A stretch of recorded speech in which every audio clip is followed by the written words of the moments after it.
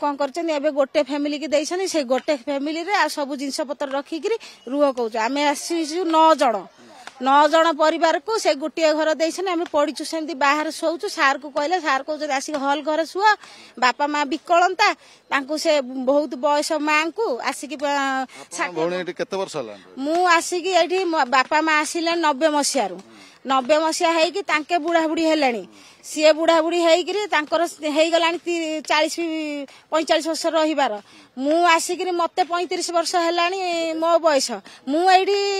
जन्म हो बड़ हो मत आसिक 35 मोर 3टा छुआ पिला मोर पुआ आसिक 19 वर्ष है झी 18 वर्षर आउ सान झी 15 वर्षर एमती झील कॉलेज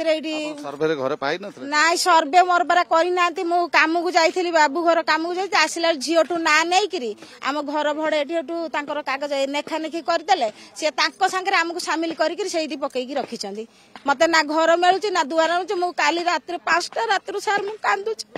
मत चिंता ना मो बापा माँ गरीब माने आज जर हो जाइला मो बापा सीरीयस है सार को कहूँ मत रिक्वेस्ट कर घर दे दिंतु सी एबे जाइके भी घर दे ना